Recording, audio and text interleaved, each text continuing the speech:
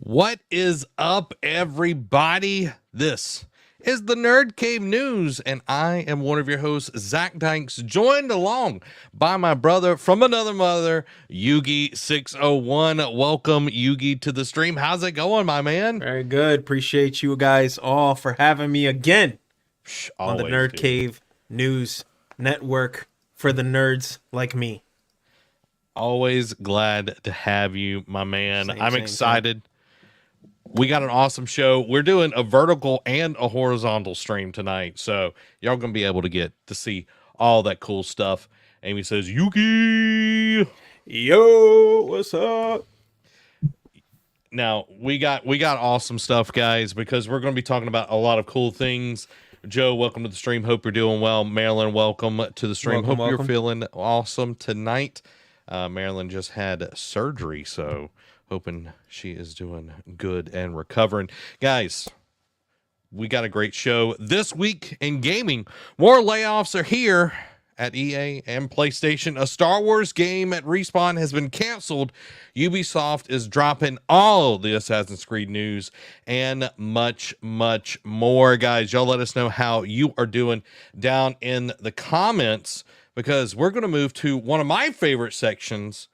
What you playing? That's a good question. What you been playing, Yugi? So, like I said, I was telling you before stream, I've been on a PC gaming kick lately, and so for some reason, just decided to start throwing on survival horror games. Okay. The one that I've been playing is 7 Days to Die on PC. Quick rundown. So, it's one of those games that are in PC that's been on early access since the Old Testament. So it's been like about 14. I'm probably being dramatic right now, but let me see when it actually came out, and I'll tell you how long it's been on early access. Let's see, 7 Days to Die.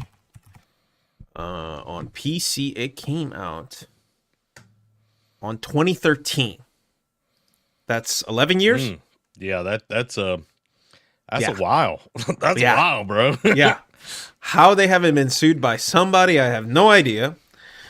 But it's great. I love it. It's a very fun time. The concept of the game is it's like a realistic version of Minecraft. Okay. A little more on the hardcore side.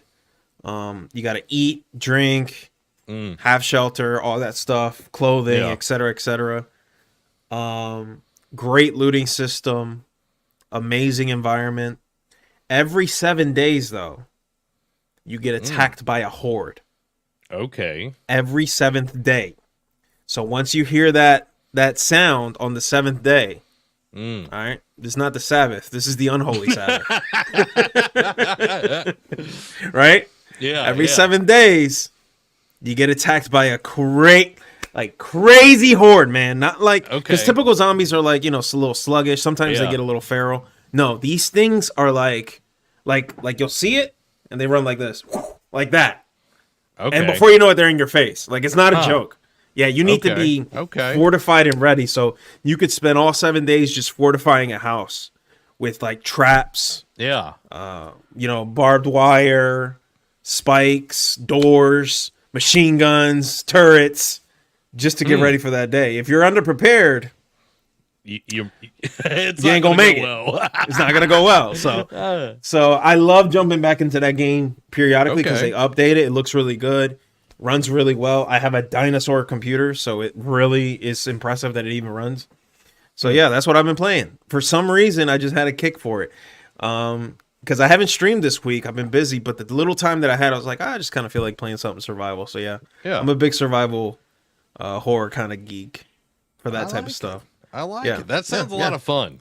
It is. Can you play like multiple people? Absolutely. Ooh. Persistent profiles, so we could like get off and then come back on. Yeah. Okay. I would highly recommend it. I think you would enjoy it, and it just as a challenge idea, just by itself is really cool because you've got people online who try to see like how far they can go. Because obviously, the more every 7 days you last, it's just going to get worse. Oh, okay. So like, it's kind of like Gears of War Horde mode. In a way, without it being overwhelmingly constant. Yeah. Because it's only on the 7th day that you get the horde. But it gets so bad that like I'll get to a point to where like the horde is so bad my PC crashes. Like it literally can't handle. It can't. It can't handle the amount of zombies that are like, yeah. That's great, man. I like that. That sounds really cool. I've never heard of it before. 7 Days to Die. Yeah. I don't know how much it costs, but okay. Yeah. Hardcore audience is very good. I don't think it's that pricey. $25. I mean, that's not bad horrible at all. Yeah. It's one of those games again. Like if you're just in a kick for it and you want something that's a little more of a mature Minecraft, I'd check it out. Yeah. Yeah. Amy says she's been getting the itch to do a new Animal Crossing island. I feel that. It's so fun. It's so fun. I like I played it for like 2 hours and I'm just like, I can see why people get lost in this. Yeah. Because you actually start to care about these people. I'm like, what's wrong with me? It's computer generated characters. Yeah, exactly. Why do I care about what they dropped or what they forgot down the beach? Why do I care so much? Why? Yeah, what's wrong with me? I like it. Yeah.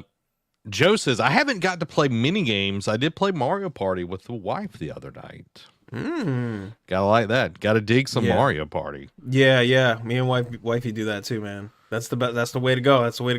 That's what. Now, me and Amy, we would play Overcooked. Now, I'm talking about before, like people are like on TikTok, like, oh, like, you know, I don't know if you saw that. It was like a month ago. People on TikTok were like, you gotta, yeah. I was like, we were yelling at each other on Overcooked 1, like in like 2014 or whenever it first came out. So, we loved Overcooked. Will test your relationship, either your friendships or your like significant other relationships. Like it will be tested. I love Overcooked. I loved Overcooked. Oh yeah. Amazing. You definitely need very good teamwork, because you'll have a plan in your head, but the person you're playing with has their own plan, and then it's just like, it's true. I am the worst about this. Amy can attest. I will get a plan in my head. I will not communicate said plan, but I will assume that you know exactly what I'm thinking. That's where you mess up. And then, so don't do that, guys. Communicate. No. So we would get through a run, or we'd start a run and it would start going badly, and we'd pause it and we would be like, okay, we need to restart. This is what we're going to do. We'd break down. It's like, you're going to do this, all of that. That's fun. Amy, like, you said it, not me. That's cool. Oh, my gosh. She knows. Yeah, I loved Overcooked. I've been playing, of course, some Helldivers, too. Of course. Been enjoying dropping in. Played some on Tuesday with Murdoch, and just really enjoying the game overall. I'm getting deeper into the stratagems and everything. So, and I hope that people like learn how to like actually play the game, like not just like the gameplay mechanics, but like the war mechanics, where it's like you need, like, instead of just grinding, a lot of people have been jumping into missions like there's essentially like exterminate missions, and they'll jump into those, and then it's within a campaign and you have to do 2 or 3 missions around that. They'll go in there, they'll do the exterminate, and then jump out, and they're trying to get easy XP, and it's counting as a lost mission. So the liberation score is going down. I'm like, please stop this. Like, that's messed up. The automatons are destroying us. Please stop it. Goodness. Yeah, they're messing it up, man. I'm like, y'all are not. And stop going to the Mavalon Creek. Like, go to the ones that need fighting on right now. A bunch of traitors, man. I know. They hurt me. They hurt me right here in the feels. So, but yeah, I've been playing that. Other than that, I haven't really played anything. I've just been kind of the itch right now. Yeah, understandably so. Which this coming up month, tomorrow's March. Did you see that Star Wars Battlefront? They're like having a combo pack of 1 and 2, and you can play up to 64 players on the original Battlefront games. I'm sorry, what? Yes. Yes. Huh?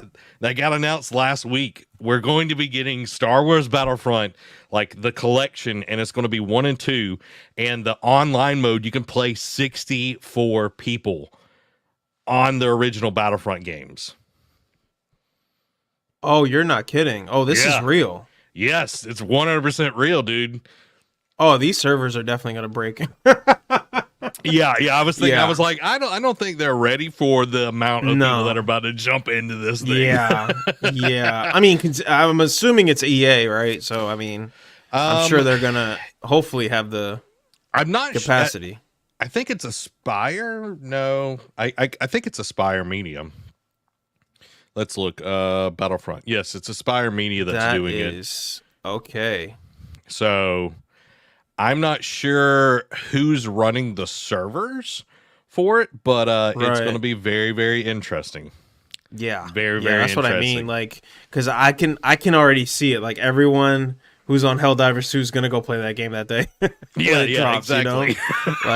like it sounds like the same crowd, you know what I mean? Because when you play Helldivers, it gives you that Star Wars feel, especially when you go on the left side of the world, you know what I mean? You fight those, you said automatons they're called? Yeah. That's how you know how much I haven't really, like, paid too much attention to the NPC types. But, okay, so when you doing it, though, and then the way the red lasers fly at you, it looks just like Star Wars. So it makes me want to play Battlefront, and lo and behold, look at what just happened. Boom. That's awesome. Yeah. Amy calls them the totematones, so we're fine. The totematones. I like the Amy lore. Oh, guys, well, that's what we've been playing. Y'all let us know what you've been playing down in the comments below, because this episode is brought to you by the Epic Game Store, where you can support us by using the creator code NerdCave at checkout. Also by Coffee Brain Coffee and our wonderful patrons, but more about that later, because it is time to get into the news and the gaming discussion. First up, we got a lot of Assassin's Creed news, so buckle in, get ready, because here we go. Assassin's Creed Infinity will reportedly release a major title every 2 years, with shorter live service focused experiences in between. A new report from Insider Gaming claims to have been shown a demo of Assassin's Creed Infinity and allegedly reveals more details about how Infinity will operate as a live service experience where the future of the Assassin's Creed franchise will seemingly exist. Insider Gaming has consistently reported leaks and details that have proven to be true, so while the details in this report could change, the chance exists that it could be quite close to, if not reality. The report claims that the demo footage seen, the player accesses the upcoming Assassin's Creed Red from the Infinity Hub's area pickup where they left off, almost immediately or within just a few seconds, the reports say. It also alleges details about how Infinity will operate, essentially describing a system where smaller live service focused experiences will be available for different protagonists in the series that will fill in a 2-year gap between major releases of like Assassin's Creed Red. The report also alleges that we've heard before that Assassin's Creed Red is due out sometime in 2024, which means that Infinity will be out potentially before the end of the year, and Ubisoft's entire plan for future of the series will be revealed. Now, all of that's interesting because when we first got this, it sounds a lot like what we're getting from Fortnite at the moment. You know, like they've got the hub. They've got, where you can launch into the Lego experience, or you could do the racing, or you could do this, all of that. You could do the essentially Guitar Hero on there and everything. I think that's what we're going to get from Assassin's Creed. How do you feel about this? Where does this put you? Amy's like, Assassin's Creed, is this 2014? I don't know, man. All I can say is it's a live service focused thing, right? Yes. But we're still going to be getting like standalone like titles within this. This? Yeah. I don't know, man. Color me skeptical. It may be a good deal. It may be better bang for your buck. But it just, something about it is just like, why are we so Why are we so afraid of just the solid offline experience, single player? What are we doing? What are we doing? Yeah. You know, like how many times do the Sony exclusive have to like come out for you to guys get the point that like you don't need to do this model in order to make a good game? But I guess at their level, maybe they have to. I don't know. What's the excuse at this point, to be honest with you? Live service Assassin's Creed just makes me want to throw up. Yeah, it feels like that episode of SpongeBob is like, how many times do we need to teach you this lesson, old man? Yeah, like how many times? It's like, I love young people. And that's definitely how it feels with like live service overall. I think Helldivers is like the one live service game that I don't feel like ick about. Yeah. It's like it's done really well, and you can actually get all the credits that you need from literally the store and playing some of the missions. Yes. So like I think that's super impressive. Yeah, it is. And it shows that at least they're working with you, So yeah, I guess it really does depend on like how they handle it and what they're gonna do, and if it's one of those things like, do you have to be online to play like a new Assassin's Creed game that's single player? How does that work?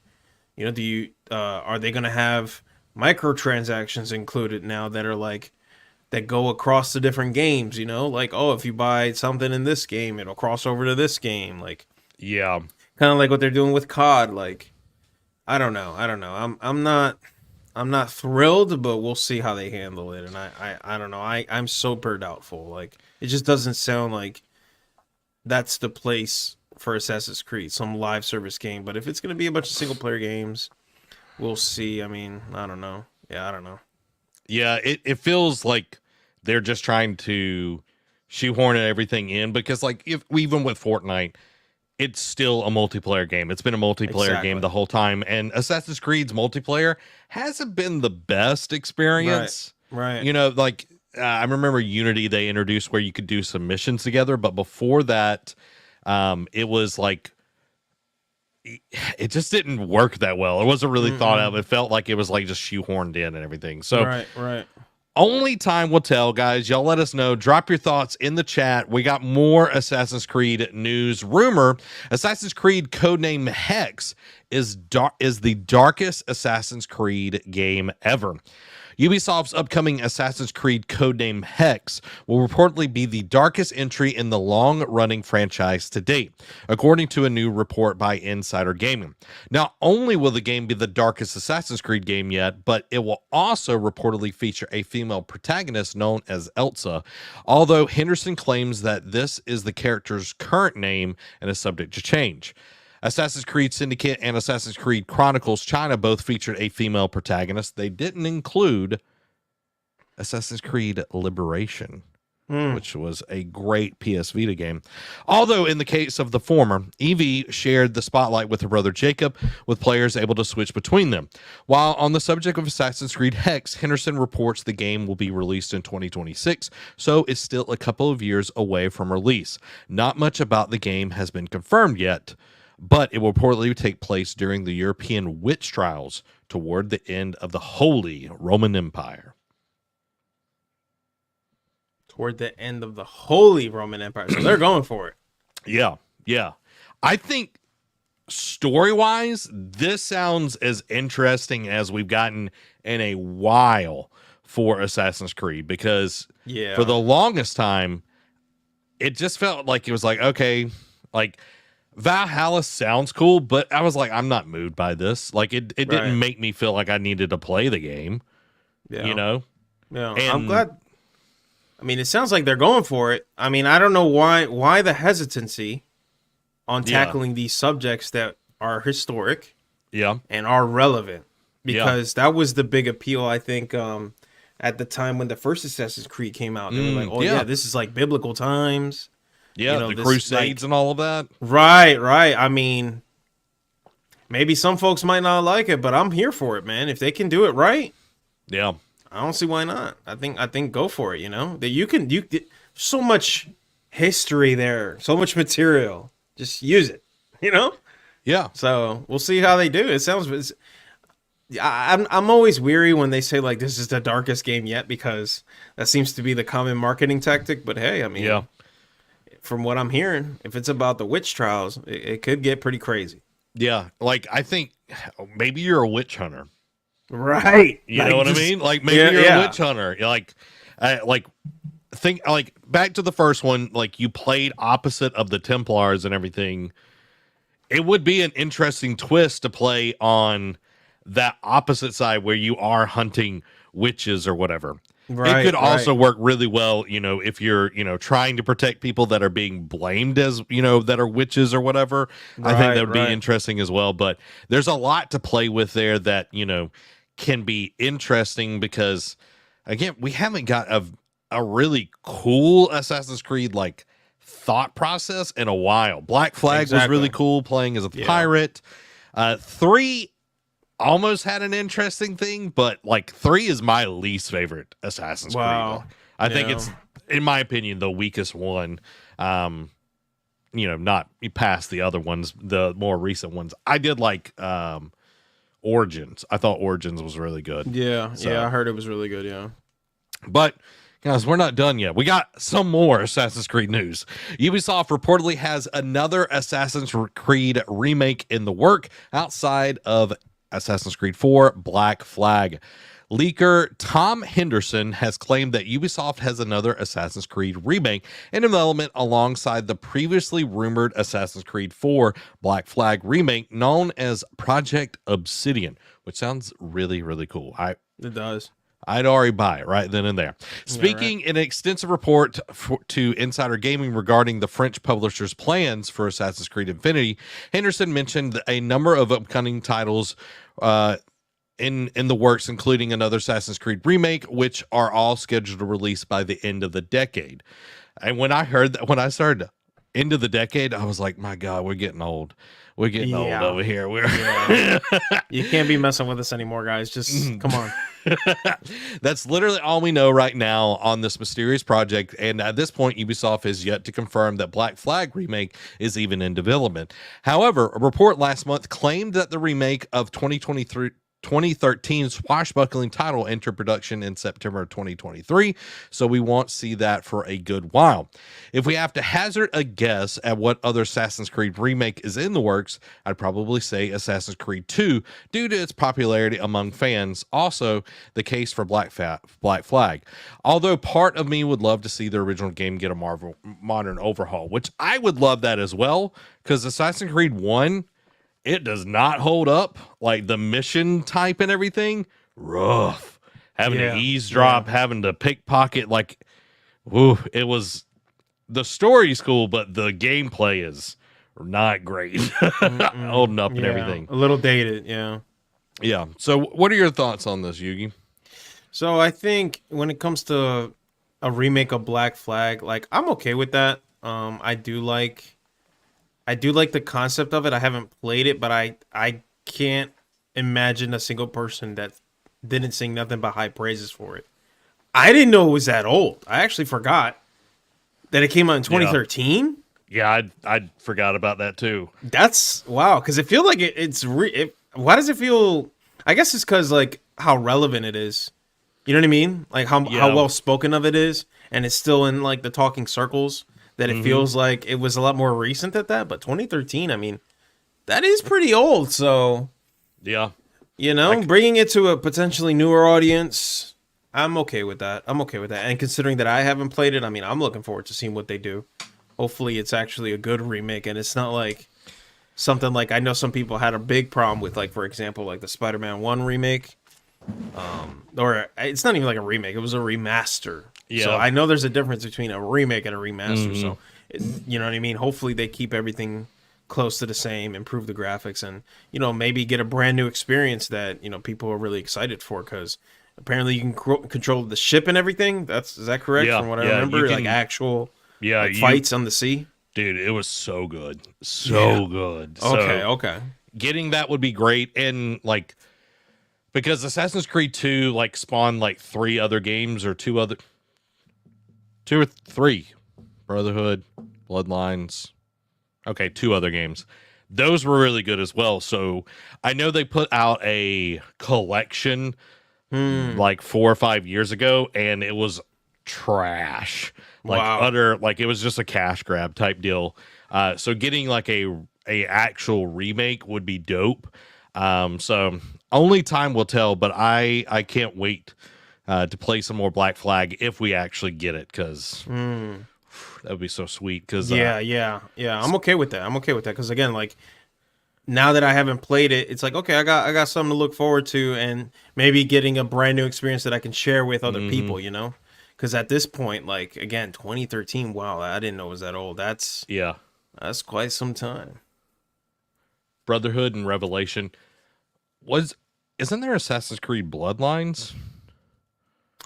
Yeah, it's like a Assassin's Creed with every epic last title. At this point, Bloodlines. Yeah. So they're okay. So you can definitely tell like how there is an Assassin's Creed Bloodlines, Brotherhood, Revelation. What about Genesis, Exodus? Maybe let's go down the line. Let's just do all the book numbers at this point. So Bloodlines was a PSP game. That's why I randomly know it. I'm trying to see. I think this is Altair. Maybe. Hold on. Where's my story? Yeah, so you play as Altair in Bloodlines. That's what it is. Oh. But yeah, Assassin's Creed 3 Liberation. You were like in New Orleans. Really good game. Okay. It's now you know, like you can play it on other consoles, but it first came out on Vita, and it was great. Wait, what's it called again? Assassin's Creed Liberation. What? Yeah. This was a Vita one? Mm-hmm. No kidding. Yeah, man. I forgot about this one. Yeah, this was one of those like off-brand ones kind of deal. Yeah. Don't be hating on it, man. It was so good. Well, the story was really interesting as well, because like she was like higher class and everything, but then like you would have to go and do missions like in like this big old dress or whatever, and then like you would switch into like your assassin's outfit and everything. There was like the bayou and all, like it's just really good. I highly suggest it if y'all haven't played it. But I'd go Black Flag before I went with this one, just personally. Yeah, I mean, it looks good for an older game. Looks pretty good. Yeah, I'm watching it right now. Yeah, pretty cool. Well, guys, that is all our Assassin's Creed news, but there's another series that just can't stop and won't stop, as the great poet once said. Let's talk about some Pokemon Present highlights. First up, Pokemon returns to Kalos with Legends Z to A in 2025. However, it won't let you explore all of the Kalos region. During the recent Pokemon Presents stream celebrating Pokemon Day, we got our first look at the next major title coming to the Nintendo Switch. Called Pokemon Legends Z to A, the teaser suggests the game will be set in Lumino City, a Paris-inspired area first seen in Pokemon X and Y, which X and Y is a good game. It's not just a long-awaited follow-up to the Pokemon Legends Arceus, it's an overdue return to the world of Pokemon X and Y. The teaser, which does not contain any actual gameplay footage, shows a Pikachu hopping around the city made of glowing blue lines. While it's not immediately clear that the city is Luminosi, whatever. You know what I'm talking about. Eagle-eyed fans will notice many familiar friends from the generation of games, including Pyroar, Flabébé, Klefki, and Hawlucha, which I like Hawlucha. These images are juxtaposed with architectural sketches and words, urban redevelopment plan. This would suggest that Pokemon Legends Z might take the place during the reconstructions of Lumino City, putting it in line with the historical setting we experienced with Pokemon Legends Arceus. Now, Yugi, are you a fan of the old Pokemans? I was once upon a time. Once upon a time. Same. I played a lot of the GBA games. Yeah. The GBC games. I mean, you know what I mean? That was peak Pokemon. Yeah. I don't know what they've been doing lately. I heard this last one was not that good, right? Ooh, Ran bad. Rough. It was rough at launch. Yeah. I'm not really jumping for joy for this one. I'm sorry, guys. Yeah, I wish I could, but I tried Arceus out because I was like, okay, this looks interesting. The setting looks cool. A lot of Power World's like catching mechanics are from Arceus because that was the first time it was seen, where you had to catch multiple of them to like, do all this kind of stuff. To like the fighting was really weird in that game. I didn't play a ton of it, but this, I don't know. This is like one of those games. It's like it has to hit because at this point the brand is at stake, in my opinion. Yep. The brand has suffered enough, and people like both of us. I remember a time that I would not stop playing Pokemon.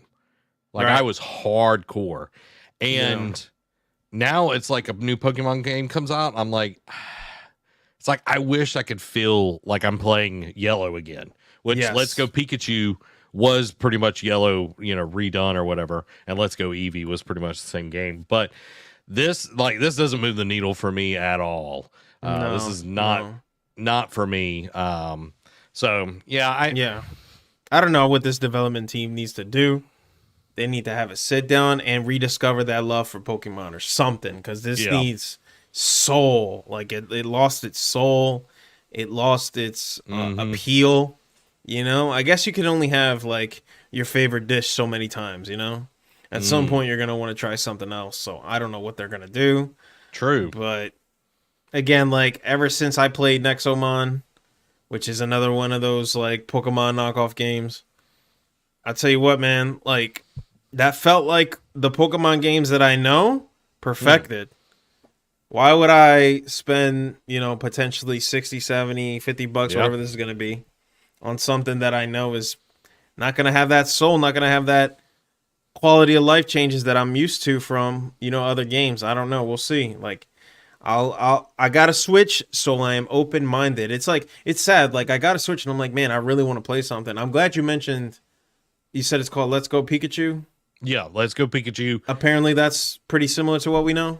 Yeah. Like I played Let's Go Pikachu and it is Yellow just remade and it's really good. I really enjoyed it. I was like, okay, this feels like what Pokemon should be.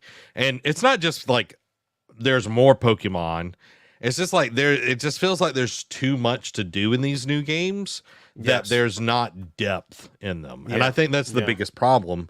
Because like you look at like God of War, Spider-Man, even Tears of the Kingdom, like there's a lot to do, but there's actual depth within that. Like the building mechanics in Tears of the Kingdom, amazing.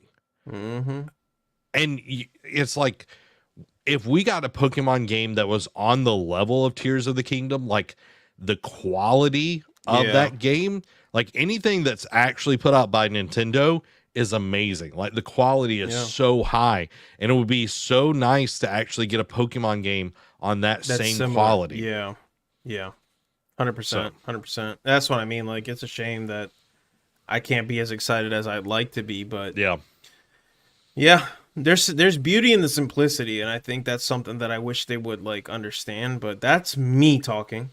I don't know what the pocketbooks are saying. I don't know what the market is saying. I don't know what they got to do, but this is just our opinions. Me personally, I ain't really jumping for joy, but now that you mentioned that Let's Go Pikachu is similar to what I know, I would definitely pick that up before I even play this game. Because I'm going to have to see what they can do first. You know what I mean? And then maybe I'll consider it, but Yeah. I like that. I like that idea. Let's move on to our next little bit of Pokemon news. A mobile trading card game Pokemon. Derek put this twice, but that's okay. Mobile Pokemon trading card game Pocket has been announced. While the main headline at the event from Pokemon Presents Showcase was the announcement of Pokemon Legends Z to A, it wasn't the only new game that got announced. It shares that the status of Pokemon trading card game Pocket, a new mobile game that allows players to collect, trade, and battle with the franchise's signature trading cards. While there are several features available in the game, Pokemon trading card game Pocket seems to focus most on the collection aspect, which is fitting given the renaissance of the physical card games in recent years. While no details on microtransactions are given, the end of the trailer notes that players will get 2 free packs a day, implying that more than that might come at a cost. You're also able to trade cards with other players and battle them online as well. The trailer also shows off an immersive cards which seem to feature 3D cinematics inside the cards.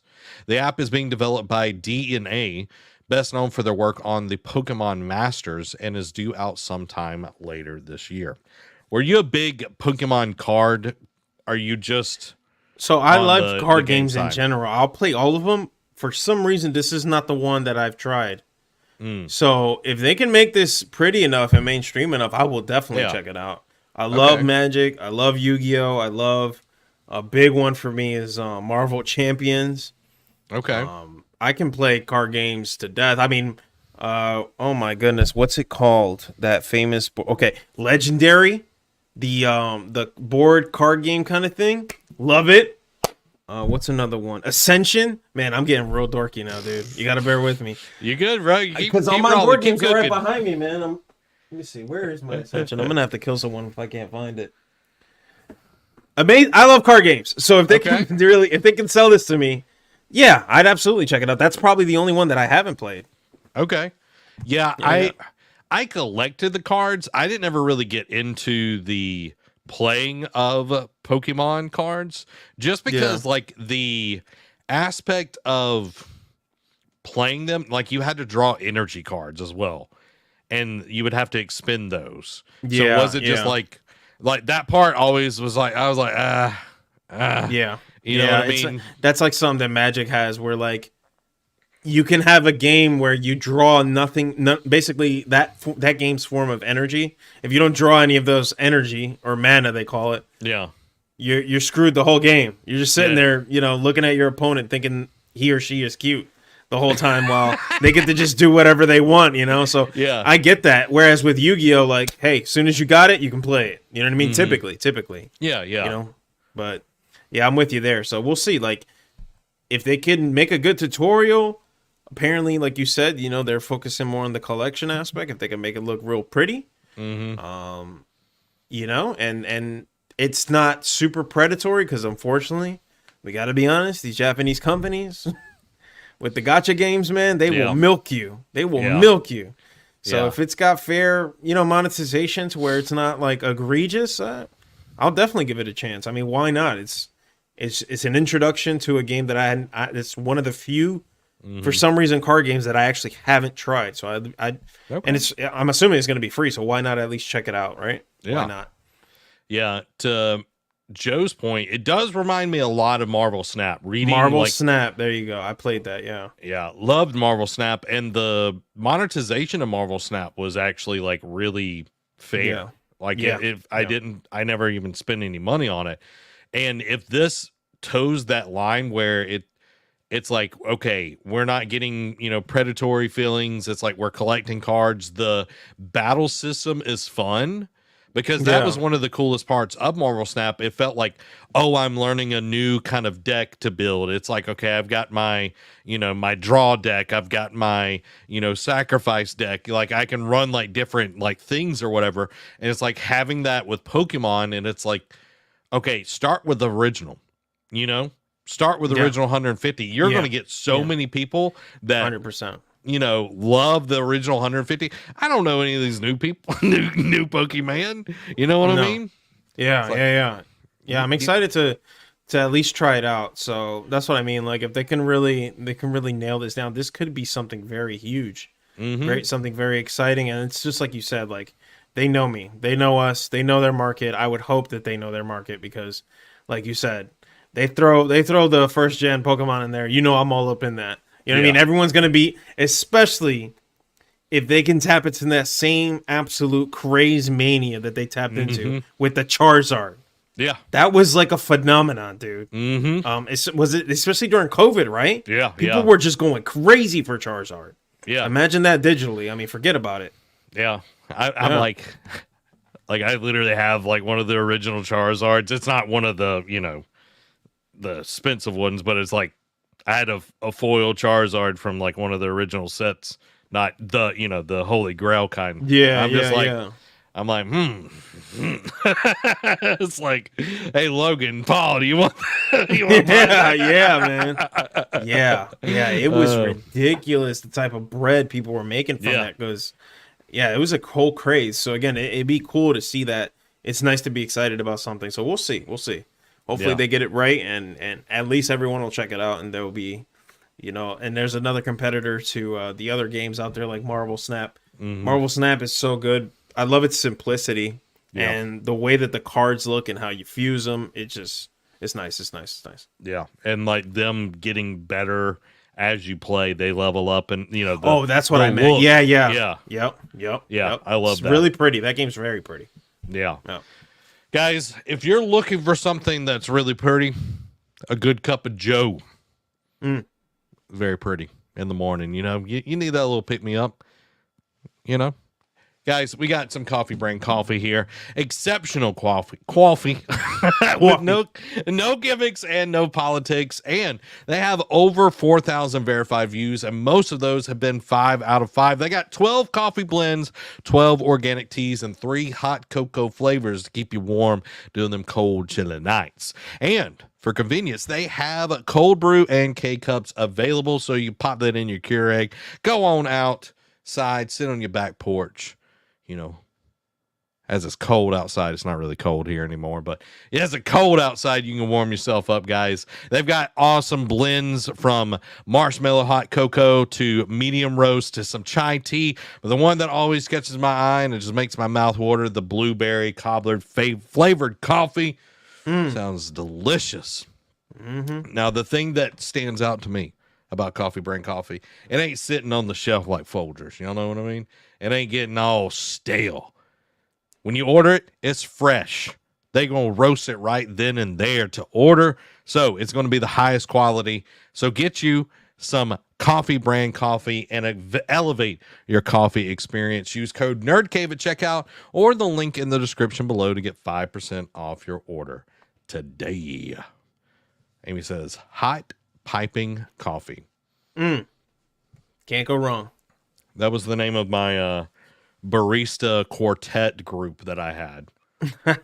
Okay. Don't know why I had a barista quartet group, but Hey, man. No questions asked. No. Is macaroni cheesy? I feel like you brought this up last time, and now I'm scared to answer. I just said that I would answer it, and I never answered it, so I was asking you if it was cheesy. Is it cheesy? It's macaroni and cheese. See, this is what we're doing right now. This is what politicians do: make simple things complicated. Is the macaroni cheesy or is the cheese cheesy? See, yeah. Let's get philosophical up in here. Yeah. So let's sit down with our thumbs, or with our fists. Yeah. Sit on the toilet. Is it the cheese that's cheesy, or is it the macaroni that's cheesy? Well, it wouldn't be the thinker; it'd be the stinker if you're on the toilet.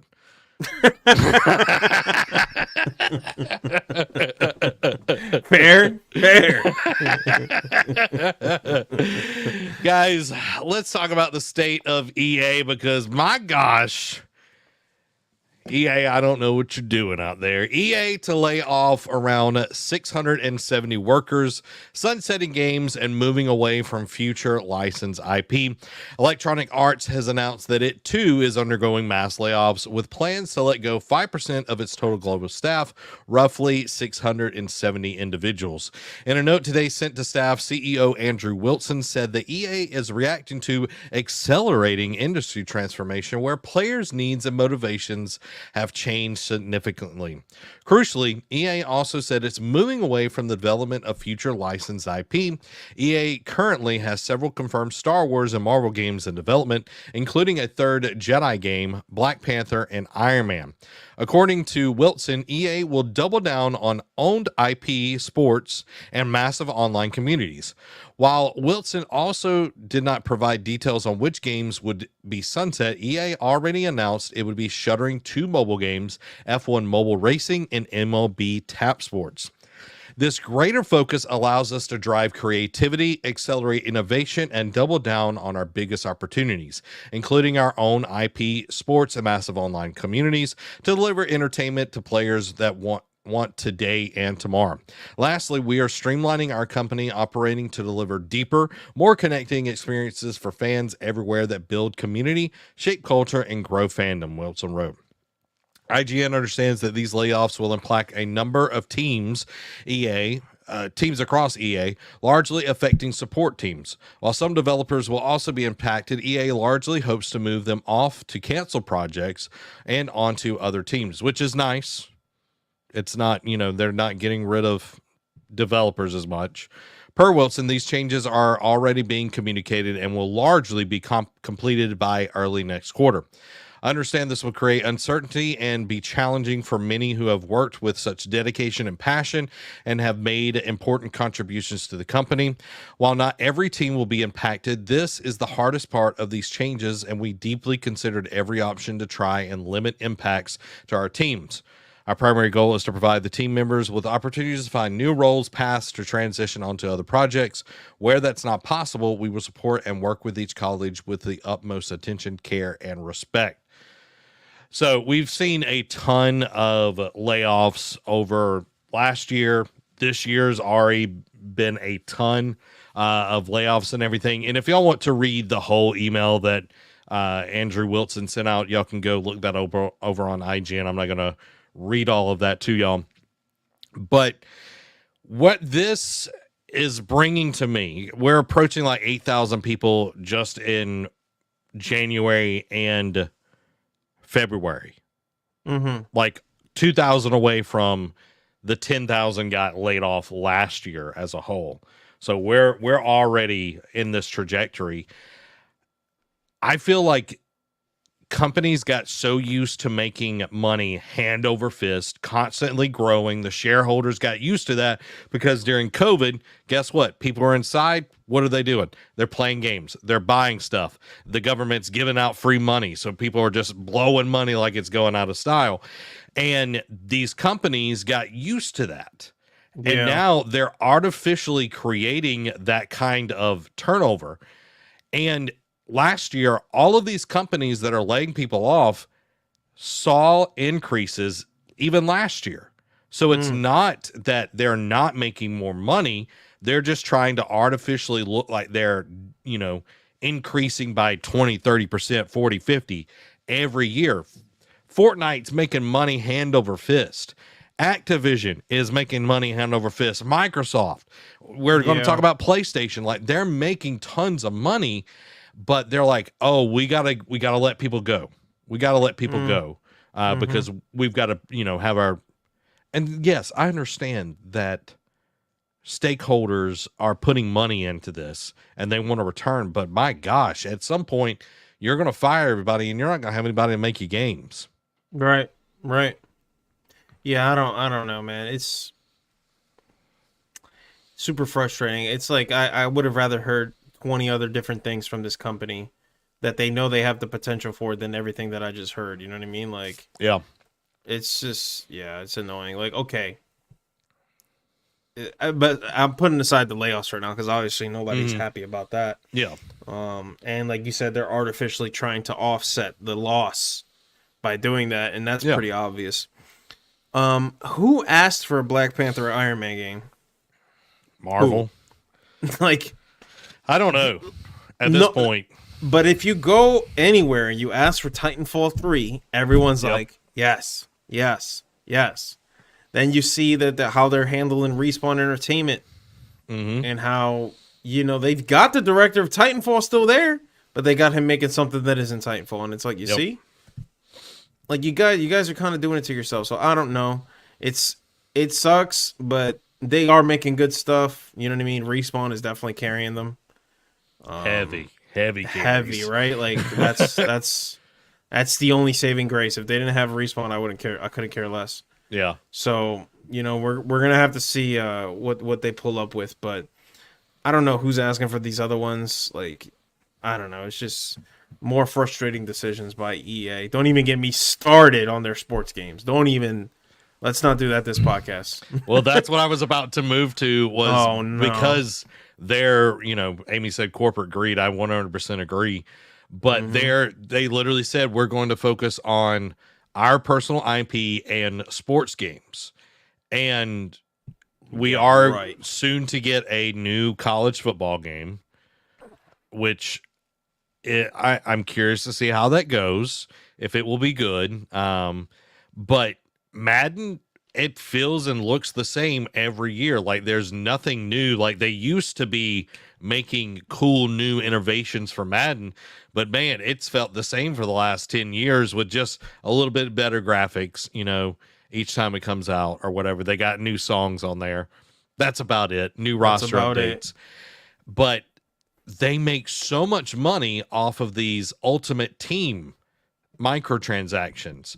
And where their money really comes from is what used to be FIFA, which is now the football club game. Like, they make so much money off of that. Do you think we see them try again with an NBA game, since they're going to try to focus on... They need to just drop sports completely. And what do I rant? I don't know, man. I'm gonna get hot. They have done, and I'm not even a football fan, but what EA has done to American football is a disgrace and a crime against humanity. It is disgusting. It is now it is a shadow of what it used to be. It is just a glorified slot machine. Throw money at it. Instant gratification. Look at these cards. Ooh, ooh, ooh. Let me get the special version of, whatever. Such an insert quarterback here. And people still keep giving them money. And I don't think they realize how much of an addicted cycle they're in. And Madden is just not Madden anymore. I don't know what it is. It is that I don't know what I see. I don't know what these trailers are showing. It got so bad. I mean, you could just watch Angry Joe show. He'll tell you everything better than me. They didn't even put the effort in to take out. I think it was in one of the installments. It was like they didn't even put in the effort to take out the logo of the previous installment from the crowd. Like, you know how there's banners on the crowd? Yeah. They would. It said like Madden 22, but it was Madden 23. It is a absolute disgrace. If you're a football fan and you buy football games, I feel sorry for you. You need to go to... Never mind, I'm not going to say that. You need help, okay? Come play other games that are with companies that actually care about your money and will respect you as a human being. Stop buying from these companies. You give them money, and they just don't care. They just keep giving you garbage. Recycled garbage. No updated features. No updated nothing. Man, it's a shame. It's a shame, and it frustrates me. But I mean, what else can we say? Until they drop it, I don't know. Yeah. Then their license get renewed? Aren't they like holding on to that property for like a couple more years? Oh yeah. They've got that. They've got the NFL license now. I'm curious, with FIFA going the way that it did, will the NFL pull their license like Madden, and have others make some NFL games? Because one of my favorite of all time NFL games was NFL Blitz 99. Exactly. So good, man. Amazing series. And it's super cheesy. It's super over the top, but it was so much fun to play. Yes. Imagine getting like that now. How fun that would be. Like, people would. I would actually care about football again. Yeah. It might have been Madden that killed my drive for even caring about football. That's how upsetting it is, man. It's so bad. I have nothing good to say about the Madden series. I don't know why you still play it. If you do play it, I feel sorry for you. You need to respect your money. The features in the PlayStation 2 era were better than what we have now. That's sad, man. It's just sad. And the same thing with 2K, like 2K20, whatever year it is. 2K5 is peak football gaming, peak. Yeah, that was when they had the amazing system. You can play historic events in football history. They had a currency system, and then you can buy things in your house, and it did different things. Like, it was just so much better, like the way they did it back then. Now it is 100% a product of corporate greed, just like Amy said. That's all it is now. That's all it is. There's no passion. There's no drive. It's just a money-making machine, and it's sad. It's so pitiful. The amount of potential that they have. It's not like football fans are short. Somehow football fans are still around. I don't know how you guys still watch it, but they're still there. Now if you're a football fan and a gamer, you get spat on. It's horrible. It's ridiculous. And like basketball, like the 2K franchise has gotten so bad, like it's totally unplayable in my opinion. Yeah. Like I used to, dude, I poured so many hours into the 2K series back in the day. Like I played it religiously. I'm talking about 600 hours at least a year. Yep. And like that was literally one of the first series on this channel. Is me and my friend Robbie, we would like predict who would win like games of, like we'd pick a game of the week, like real games, and then we'd play against each other and talk about like, you know, the game or whatever. And then that's awesome. Yeah. But now now you watch a 2K trailer and all their advertising is the loot boxes and and it's basically a commercial for the Hard Rock Casino at this point. There's some type of slot machine. It's just microtransactions down your throat, down in your face. You need to pay for them to even be relevant in the online competitive environment. What world do we live in that we've allowed this? Gamers, is your fault. If you're a sports gamer, it's your fault. There's no reason why you should be buying those games. I do not. I haven't even remembered the last time I bought a sports game. I don't even think I have one. The last one might have been The Show, and that might have been like in 2019. That might be in my stack somewhere. That's it. I cannot support the new model. What they're doing here, it's disgusting, and I hope they repent of all the sins they've committed against the football community. Because I'm telling you, man, like it's bad. It's bad, and I'm not even a football fan. And like I'm riled up about like the way they've been just absolutely like just butchering, you know, the hearts, I think, of football gaming fans. But a lot of them, especially the influencers, let's be honest, they're not helping because they make these videos spending thousands and thousands of dollars, and it's just a never ending cycle. It's the whale's fault. It's sad, man. Yeah. And it's like look at Helldivers. It's so fun, and it's like you literally don't have to buy anything, and you can get the best gun in the game for free. Exactly. If anything, you want to buy it. You see what I'm saying? Like, there's a difference. It's like, okay, I want to buy this because I want to support, and I like this little cosmetic here and there. No problem. We can get behind that. Yeah. But here comes Madden with their 400 IQ. And we're going to force you to buy something so you can be competitive online. Yep. Huh? Yep. I don't know. All right, I got to stop ranting because it'll only get worse. Well, let's move on to some more unfortunate EA news. Respawn's Star Wars FPS is canceled, but work on the next Jedi game, Black Panther and Iron Man, will continue from what we said earlier. Following CEO Andrew Wilson's announcement to the cuts today, EA Entertainment President Lori Milley shared a note with staff explaining in more detail what EA's business priorities would be going forward. This includes her announcement that EA is shutting down an early development Star Wars FPS action game as a part of an ongoing focus on its owned brands and supporting its existing games. It's always hard to walk away from a project, and this decision is not a reflection of the team's talent, tenacity, or the passion they have for the game. Giving the fans the next installments of iconic franchise they want is the definition of a blockbuster storytelling and the right place to focus. Not much has been known about this Star Wars FPS, but it has been rumored to feature a Mandalorian protagonist in some way. The fate of EA's Star Wars strategy game is also unclear. EA is undertaking the move in part due to what it perceives to be a rapid shift towards large, open-world, massive communities, and live service games. IGN understands that the team previously working on this game will largely be reassigned to other projects, including Apex Legends, Iron Man, Black Panther, and Jedi, for which EA has confirmed a third installment. The Jedi Survivor series will continue despite EA's move to focusing on to new IP, and EA is to remain focused on its long-standing relationship to Disney and Marvel. So they're shutting down a lot of things. They're closing this down, which I think Respawn has had the worst time with EA. Titanfall 2 got put between Battlefield 1 and Call of Duty that year and totally just got, sandbagged. Yeah. And then this game gets canceled. They can't make Titanfall 3. Like, it's just been one thing after another. And, again, Respawn, like you said earlier, they're literally carrying the bag for EA at this point. Yes.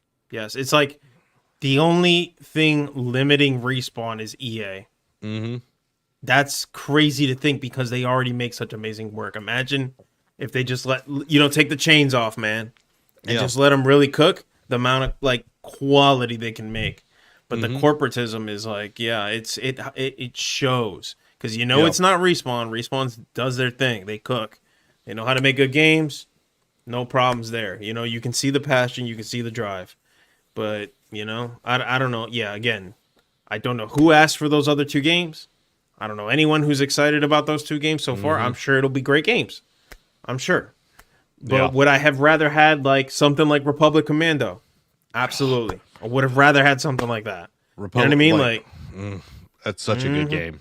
That's an amazing game. Yeah. It was perfect. It was immersive. It made you feel like a badass. I don't know what they're doing, man. I don't know what they're doing. It's the EA being EA, right? Yeah. Well, and it's like you think about it. Star Wars has had kind of a crap situation with EA and other developers because Star Wars 1313 got canceled, which would have been an amazing game. Like the stuff we saw from it got canceled. Amy Hennig's game that we saw a few years ago, we got 2 seconds of a clip. It got canceled. This game has been canceled. There's so many things. And then the games we do get, Battlefront from EA, the Battlefront 2 had the worst loot boxes in all of history.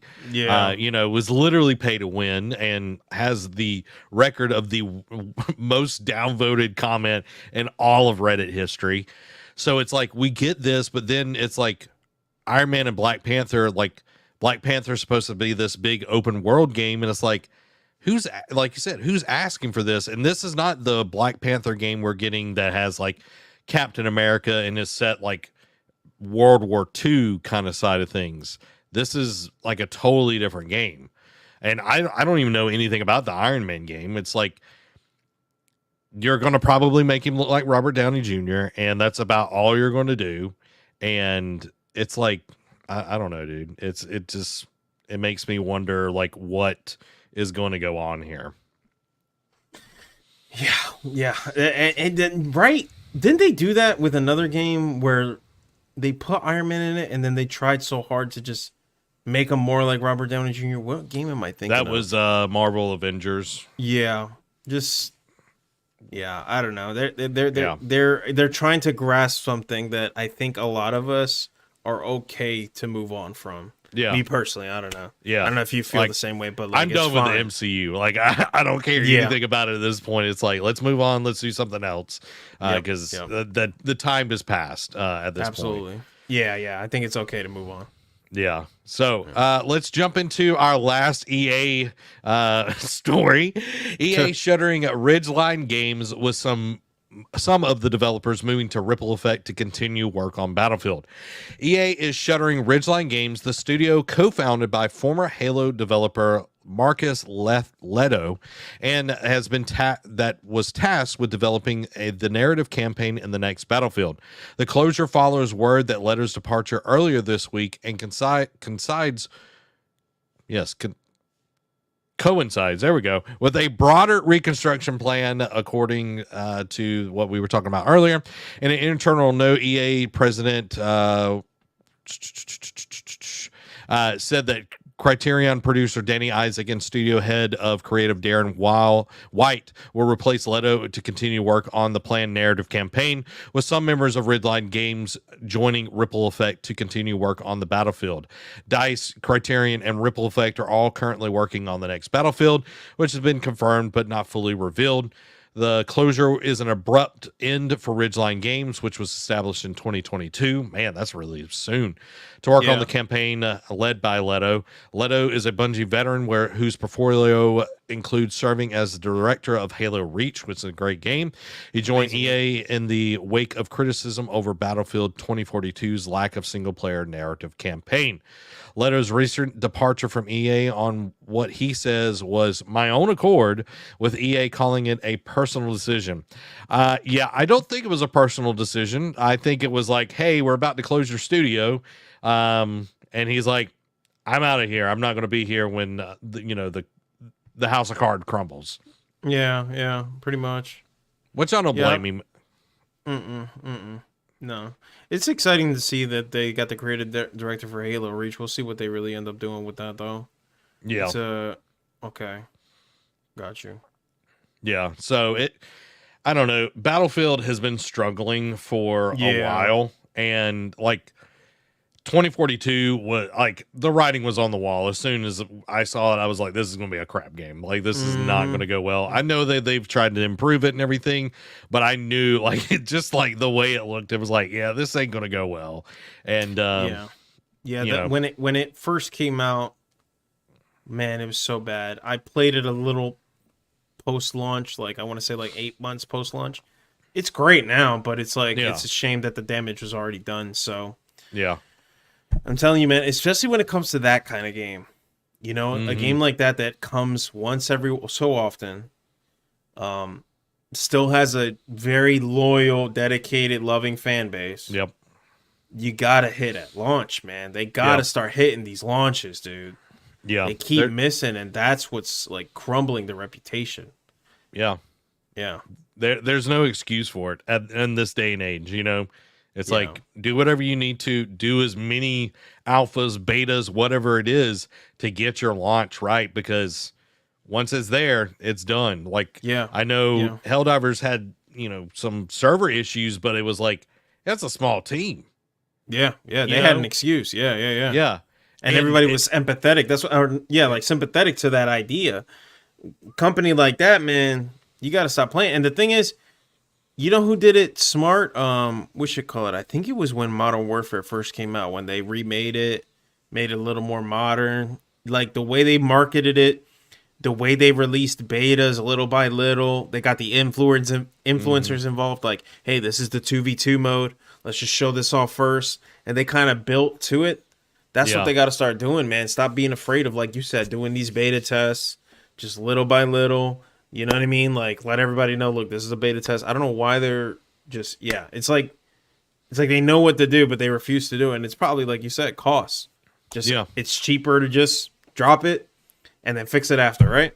Yeah, it's you got everybody's money. It feels like a gotcha scheme where it's we got your money. And then it's people get shy of buying games. And that's why then we get into this live service thing where it's a free-to-play kind of deal, but it is you're paying out your nose, and it's if y'all would actually make good games, we wouldn't be afraid to buy games, I knew Helldivers was going to be good, so I wasn't afraid of buying it, but it's you won't catch me buying a Battlefield game because I know they don't have the track record. After Battlefield 1, I bought Battlefield 1, loved it. It was a ton of fun. Oh yeah. The little story mission side of it was cool, and then what we've got after that has just been awful.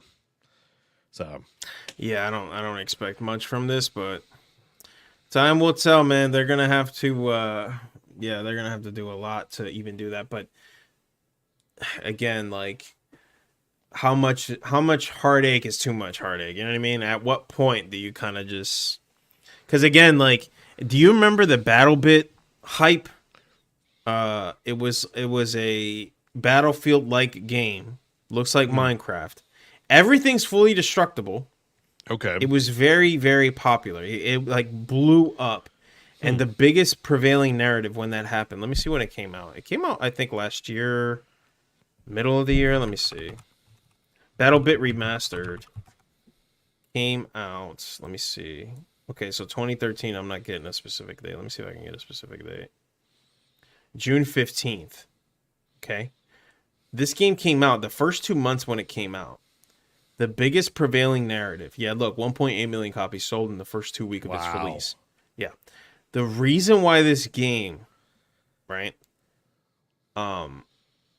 excelled as well as it did was because of what Battlefield 2042 failed to do, right? This game allows 254 players. Battlefield 2042, I think it's like way less than that. Let me see. Yeah. How many players, I guess, can play in a map in 2042? Let's see. I think it's 128. Like okay. 128 is the most in Conquest mode. This is 254. Whoa. Dang. Right. That's a war. That's a lot. Yeah. Proximity chat. So the memes and the stories are crazy. You know what I mean? Yeah. Because, you know, like, you'll be in the middle of a gunfight. If you have a PC, I highly recommend you play this game. You'll be like in the middle of a gunfight and you can go down and you're like screaming, "Help me!" And someone will come up, "I got you, man." You can like buddy drag them into a corner, bring them up. Whoa. It's amazing. Yeah, it's amazing. All, you know, but it's like Minecraft looking, so it's funny. It runs well on anything. You can play it on a dinosaur PC like mine. But the fact that the entire environment is destructible, nothing is safe. You can blow it up if you can see it, and you got the grenades or you got the tanks, you can blow it up, right? Very, very large scale battles. Proximity chat is great. You can prioritize it. Like, it did so many things that I think Battlefield was supposed to do. Yeah. And look at what happened. And I think this game, if I remember correctly, let me check on Steam real quick. $15, dude. Dang. Compared to like a $60, $70 game. That was broken at launch. Was nothing anyone asked for, right? It was a bunch of, it was like Overwatch, dude. Like, cheeky characters that nobody liked, right? It was like cringe dialogue. It's like, dude, see? And this is what ends up happening. So what this is why we get a little callous, because we see these things happening, then we see people capitalize on that, make what we actually want. It's like, what's the point of buying these AAA games, brother? What's the point? It's like Power World. Like, people are disillusioned with Pokemon, and how did Power World did? It was the biggest game on Game Pass. Like, and Steam like went crazy for it as well. And it's like, when you get those good games, like, I know Power World has its own issues or whatever, like, people want to buy it. And it goes to Dan's point here. He's like, didn't hesitate to buy Final Fantasy VII Rebirth. I'm sure it will be good, because you know the track record. You know that they are going to put in the effort, the time, the care for it. And so many of these other studios, EA is one of the worst of them. EA and Activision, I feel like, are really bad about. We're just, you know, Call of Duty has gone down the tube as well. It's like, you know, Call of Duty has not been good in years. Yeah, so, and that's what I mean. Like, Microsoft's going to have to make a play here, 100%. Yeah. They're going to have to do something we ain't never seen before. I know the next installment is rumored to be Black Ops. That's everyone's favorite. You know what I mean? Like, that's one of that highly regarded series. Now's your chance, guys. If you don't, if, like you said, it's kind of like, what game did we talk about earlier? And you said it perfectly. You were like, this is the one that's got to hit. Which one was that we discussed earlier? Oh, Pokemon, the ZNA. I feel the same way about the new COD. It's like, this one's got to hit, man. You guys got to bring it back. Bring back the zombies that we love. Bring back the campaign.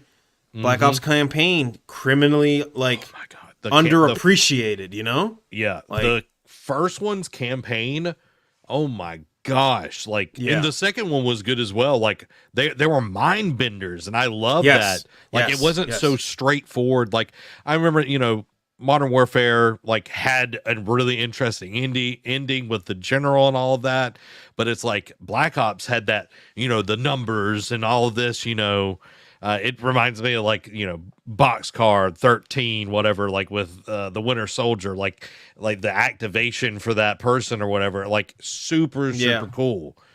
Yep. Joe's like, imagine asking a game for a story. I know. Yeah. And you ready for this? Okay. And then I'm going to hammer this point because it's very important. And this is why I'm going to say I'm personally just sick and tired of the excuses.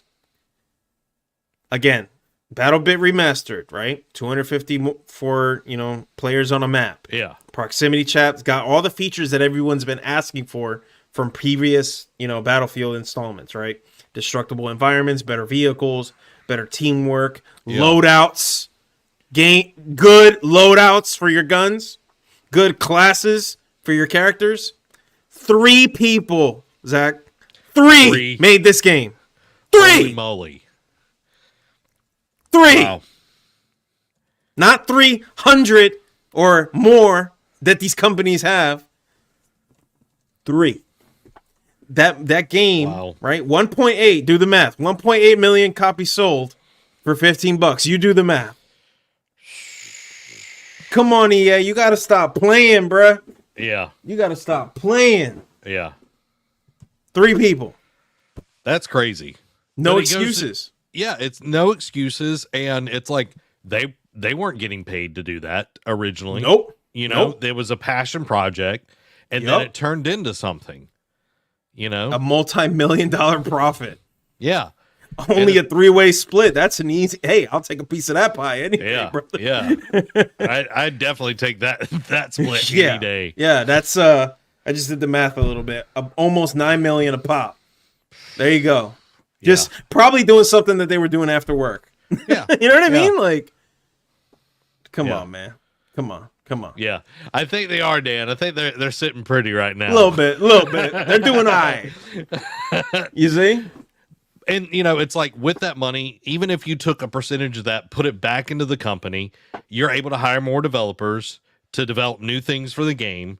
Yep. And it's like, it's the shareholders, the issue is people wanting to continually make that crazy money that they've seen back in COVID, that they've seen with all these live service games, and it's untenable. Like it's not, it doesn't make sense. You can't just keep, we grew 100% last year. Like there's eventually a point. It's just like I was in a band that was 317 people. Okay.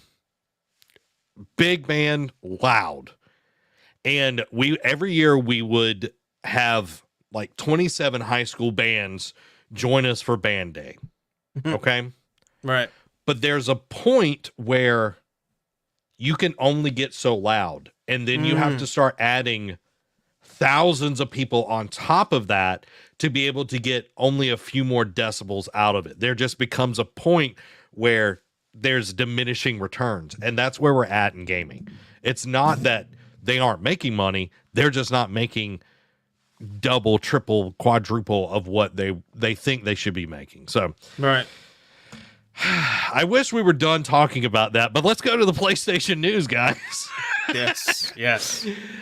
PlayStation is laying off 900 employees across Insomniac, Naughty Dog, Guerrilla, and more. Also, they will be closing London studio. Sony Interactive Entertainment has announced layoffs at various PlayStation first-party studios, including Insomniac Games, that developed Marvel Spider-Man, Naughty Dog, who developed The Last of Us, Guerrilla Games, Horizon Forbidden West, and Horizon Zero Dawn, and Firesprite. It is also closing London studio, the team behind the PlayStation VR's Blood and Truth and VR Worlds. In a statement released by the head of PlayStation Studios, Herman Holst, he seemed to cite overgrowth as the reason for the layoffs. PlayStation's technology, creative, and supportive teams are also affected by the layoffs, according to Holst. He writes, these are in addition to some smaller reductions in other teams across PlayStation Studios. These layoffs will result in an 8% reduction of staff. Around 900 people will be losing their job.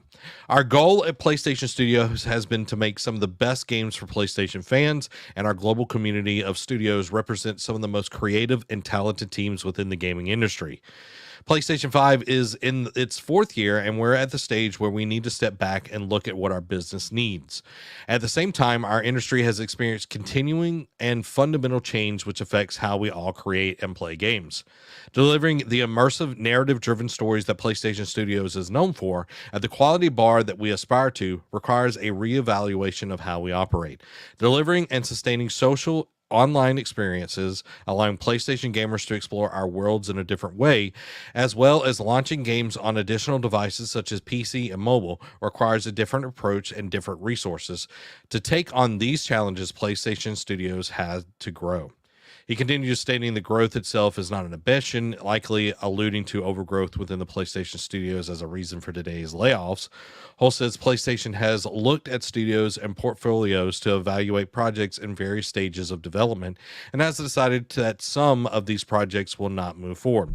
I want to be clear that the decision to stop working on these projects is not a reflection on the talent or passion of the team members. Our philosophy has always been to allow creative experimentation. Sometimes great ideas don't become great games. Sometimes a project is started with the best intention before it shifts within the market or the industry results in a change of plan. I am deeply saddened to see the individuals leave the company. I have so much admiration, appreciation, and respect for their work. PlayStation Studios will continue to be a creator-led organization by evolving our beloved franchises and bringing new gameplay experiences of the highest quality to our fans. So that is a lot to say. We have wasted money. We have wasted money, and Jim Ryan has a statement, which I'm not going to read Jim Ryan's statement because I don't care what he has to say because he's leaving. But like you look at PlayStation, they were all gung-ho about live service games, and then it was like, oh, this is not the way we need to go, and they spent crazy money on several live service games, and then they just killed the Last of Us like live service game out of nowhere. It's like, oh, we're not doing it anymore. Yeah. And it's like, okay, you spent how much money on that? Right. You know what I mean? It's just, it's mind boggling. And it's like, okay, you were looking at the industry, but then look at Helldivers. Like, it's sold crazy. It launched day and day on PC and PlayStation. So I think that's something we will see. But it's like they're saying, oh, we've got to change. We got to do all of this. And it's like, how are games going to stay at the same quality that we are expecting? Yeah. And I feel like they're underappreciating the staying power. Because the thing about Helldivers 2, I firmly believe that it actually has staying power. Like, it's not just like gonna be like, because every game drops off over time, don't get me wrong, but like, what's the staying power of these live service games? What are the new features that are going to be introduced? Helldivers is adding like mechs or something, so they're doing some stuff there. So it's one of those things that I don't think they're appreciating. Like, I'm checking the concurrent players now. It's over 250,000, 371,000 people playing it right now still, despite Final Fantasy VII's launch on a Thursday night. It's not even the weekend. So that's what I mean. Like, they're failing to understand this. So luckily for them, this worked out maybe better than they expected. And I hope games like this, the mistakes they've made in the past, and Sony can recalibrate, because, they have a place to stay in the industry. They just need to focus and be careful on jumping on, like you said, that free-to-play service model. Slow down. Think about it before you do it, man. You know what I mean? Helldivers has it. I'm gonna be honest. I'm even kind of impressed with Helldivers too.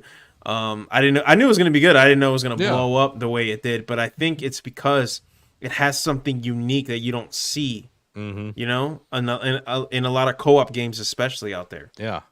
So, well, and it's like, okay, you look at, the groups that are losing employees, they're being laid off. Gorilla, which released a big game, Insomniac, which has released a big game. So they're not just all the smaller studios, but PlayStation has allowed some of their studios to kind of go unchecked for a while.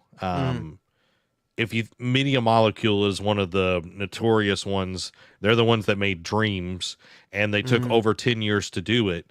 And it's like, I'm not wishing anybody to lose their job. I'm not wishing any studio to be closed, but it's like, okay, why are some of these studios staying open when we know that they're costing money, but we're cutting employees that have made games that have made this company a ton of money, Right.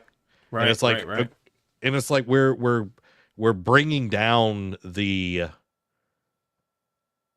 quality, you know what I mean? Eventually, like I heard kind of funny talking about this. I feel like we're going to, in the next 4 years, we're going to get shorter games. Yeah. We're going to get less impressive games because the money, the financial backing is going to shift here. Yeah. Yeah. But they're not seeing the return result that maybe they expected. Yeah.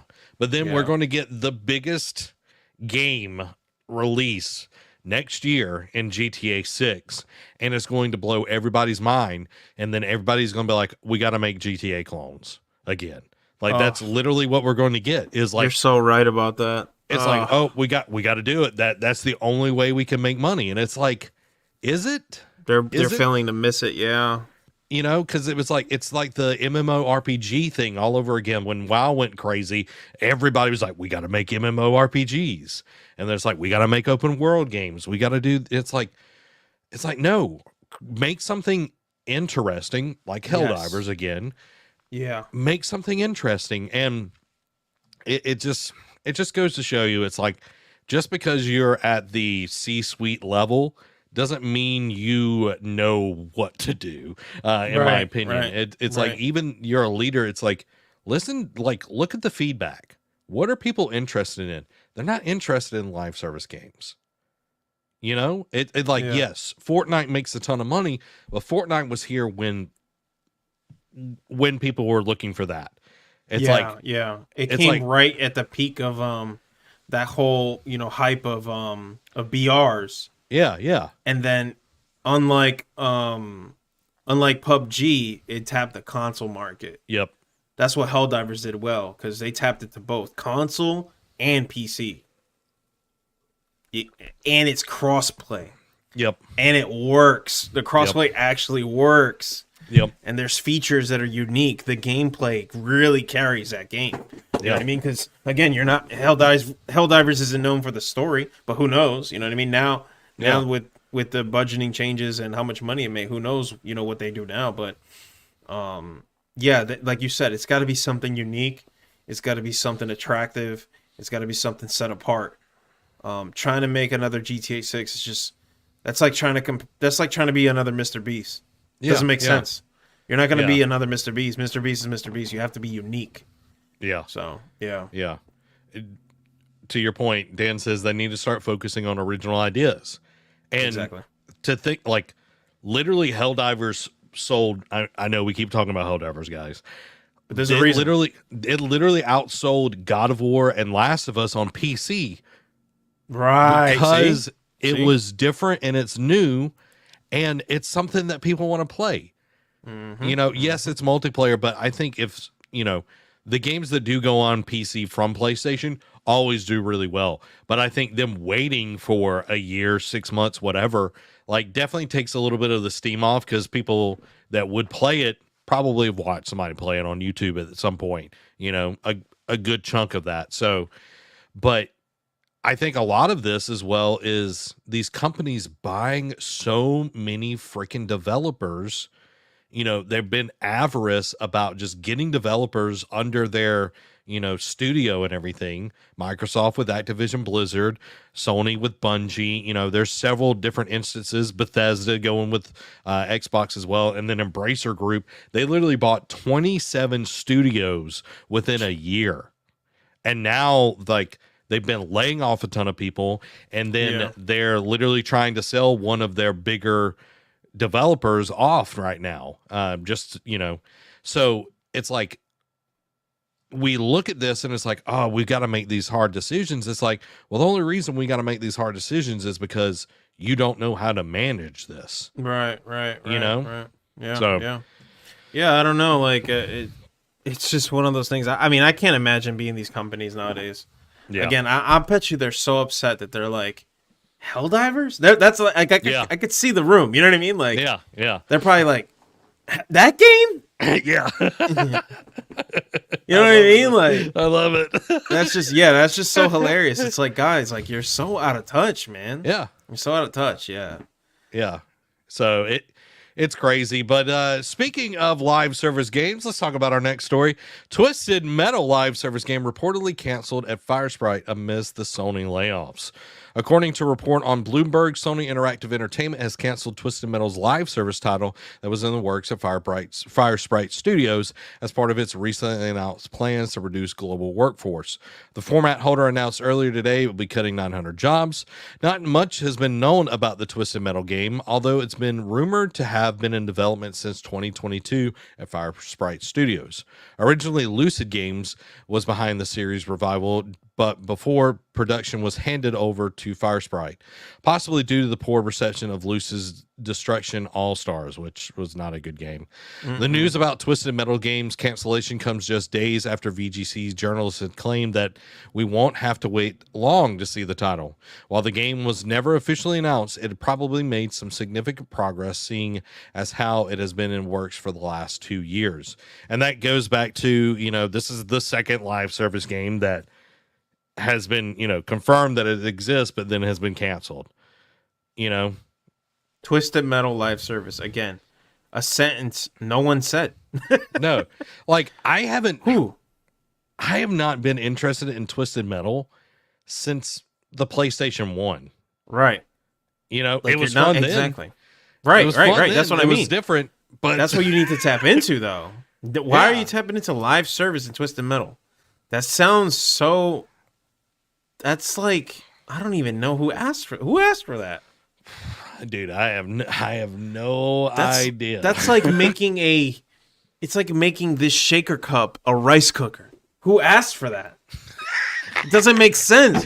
Who's going to buy that? Cooker. That's what I'm saying. Yeah, like, what? Like, it would be microtransaction to death. It's like, oh, you want a machine gun on your right side? Yeah. 500 credits. And it's like, yeah, what? That's exactly what they'll do because no one would buy it. Yeah, no one would invest in that. Like, they would try it and then leave. Like, no one wanted that. Yeah. But if you made, like, I know the series is well received, apparently. Apparently people really like the TV show. So if they tap into that maybe a little bit, maybe do a little, like, narrative-driven, good gameplay kind of game, hey. It could. I think it could do something good, but I don't know what they're doing. Yeah, I don't know. Yeah. I don't get these decisions, man. Welcome, Alexander. We hope that you're doing well today. Appreciate you, man. But yeah, like, to your point, it's like, what are you doing? What are you doing with the series? They just making anything over there. Like, Sony, calm down, man. Yeah, I don't know. But let's jump into the PlayStation quickies. Departing Jim Ryan has some words for his successor. Never forget that we're an entertainment company. Good job, Jim. I'm happy retirement. That's all I got to say for Jim Ryan. PS5 Pro specs already in possession for first party and second parties, according to Colin Moriarty. PlayStation says demand for the PlayStation Portal has continued to exceed our expectations. Sony confirms it is testing PlayStation VR 2 compatibility with PC for 2024 launch, which I think would be a breath of fresh air for the PlayStation VR 2, because right now it is stranded and it is way too expensive for it to be you have to have a PlayStation 5 and pay $600 to get the headset as well. So that would be nice. Rebellion unleashes Undead Mayhem on PlayStation VR 2 in 2024 with Zombie Army VR. PlayStation Plus Essential Games for March have been announced. F1 23 is on PlayStation 5 and PlayStation 4. Hello Neighbor 2 for the PlayStation 5 and PlayStation 4. Sifu for the PlayStation 5 and PS4, which if y'all have not played Sifu, go play it. It's good great. game, yeah. Destiny 2 The Witch King for the PlayStation 5 and PS4. Lucid Games helped Rare bring Sea of Thieves to the PlayStation 5. Sea of Thieves PlayStation 5 allows linked PlayStation and Microsoft accounts for cross-platform friend invites and more. Foam Stars Season 2 has been announced for Yugi, and it will be March 9th. Brings new missions and co-op guy Foam Stars. I know, like, Yugi's literally foaming at the mouth right now. He plays this every day, guys. Y'all don't know it. He hides his activity because he's a raving Foam Star fan. Foam Star Season 2. Yep. That sounds like a joke. Like by itself. Oh my gosh. Rise of the joke. Foam Star Season 2. Foam Star Season 2. Yeah. Rise of the Ronin will feature 4-player online co-op for the game's main story missions. Ooh. That's piqued my interest a little bit there. Pretty good. 4-player online co-op for the game's main Okay. You know, what would be dope? If Dragon's Dogma would get some co-op in there, because, man... Oh, that's what I thought it was, man. It's a shame. Man. Too bad, too bad. Yeah. Helldivers 2 servers handle all players over the weekend without problems. Dev now returns to original plan. Good on them. Oh, man. Yeah. I'm glad. They deserve it. Yeah. Gran Turismo 7 is closing the gap on Gran Turismo 3 A-Spec to become the highest earning game in the franchise. Spider-Man actor Yuri Lowenthal says, I don't think that's the last we're going to see Peter. Let's hope not. Yeah, for real. Insomniac released a statement on Layoffs saying there are no sufficient words to express our feelings. And Neil Druckmann wants to work on smaller, more low-key projects as AAA games are becoming too much for him. It takes a lot out of you, which I totally understand. Yeah. You know, it's one of those things. It's like you're literally away from your family like all the time to work on one of these games, you know? Yeah. And he's also been working on the TV show, The Last of Us TV show and everything. So I can definitely see. He's been a busy bee. Yeah. And going from Uncharted to Last of Us, back to Uncharted to Last of Us 2 to the show, like I'd be tired too. I'd be tired too. Yeah, fair enough. Yeah, so good on you, Neil. And I'm glad that more Spider-Man. I like Yuri Lowenthal, which he's in Helldivers too. Did you know that? Yeah. He's voice 2 or something like that. Yeah. Talented guy. Yeah, he's great. Perfect voice for Peter. It better not be the last we see of him, because the way that it ended had a lot of people thinking that. And you're disrespecting the character. Don't get me started on that rant. Yeah. But you can tell just from his abilities, not going to spoil it, but obviously, like, I'm going to hope that the way that it ended isn't hinting at him like the early retirement that everyone was saying. Spoiler alert. Yeah. I'm hoping, that because obviously he plays a major role because of what he has now. Obviously, like, you can't just like pull him out after what just happened at the end of 2. You know what I mean? So yeah. Alexander asked, any DLC for Spider-Man 2 coming out anytime soon? So not DLC, but there's a big update coming out in March that's adding New Game Plus. They're adding several different costumes and everything. I don't know if we're going to get DLC like we did for the first one, where we had like the detective story with like Hammerhead and everything, which was really good, but I don't think it sold really well because I'm pretty sure it was a paid DLC that you had to get for that. So there hasn't been any official plans. There's been a lot of hints and hopes for Daredevil to be included, as a DLC and everything. But I think we more than likely will see something along the lines of Miles Morales than necessarily like a regular DLC for this, because I know I definitely would buy it. I just don't know how well that one did. So, Yugi, would you play a DLC for Spider-Man? Yeah, I was hoping for like something related to Daredevil and something related to Carnage. So, yeah. Anything one of those two, assuming everyone here has beat it, any one of those two, the way that it ended would be really cool if they did that. If they didn't, I wouldn't lose sleep either way. It's Insomniac though, so I'm sure their quality will always match whatever plan they decide. So yeah, because like with the Spider-Man DLC, we got the heist, which this is the original Spider-Man. We got the heist with Black Cat. We got Turf Wars, which was great, and then we got Silver Lining with Silver Sable, which all of them were good. I thought they were, were great and everything. So, awesome. Yeah, I took the day off to play Spider-Man on launch day and everything. That was needed to be played kind of game. Yeah, and I agree, Dan. Ridiculous it's taken this long to get New Game Plus. It's like, I understand it's like either we ship the game without New Game Plus or we've got to push it back several months. And it's like, I'm glad we got it when we got it, but at this point, like, I started a playthrough on, like, I played it all off channel and then started a playthrough, and I was like, I've already beat all of this, already 100% and everything. I was like, there's literally nothing for me to do. Yeah. You know what I mean? It's like, I'm just replaying this for the channel, and I was like, let's go play something else. Yeah, same. So, all right, guys, let's move into the quick hits. This is our last segment of the show. The quick hits are brought to you by our wonderful patrons. Go support the Nerd Cave to help us continue to make awesome shows like this one and keep the lights and the mics on. Become part of the ship, part of the crew over on patreon.com/nerdcave. And you're going to get a sneak peek very soon of a new show that might be coming out soon. Just very nice. Hint. Very nice. Hint for y'all. So the Patreon quick hits are as follows. Elden Ring 2 hasn't been ruled out by From Software, but there is no current plans for a sequel or second expansion. Skull and Bones reportedly has fewer than 1 million players, including free trial users. Go figure, guys. Go figure. Yeah. Called it. Assassin's Creed 4 Black Flag players rise 200% upon Skull and Bones release.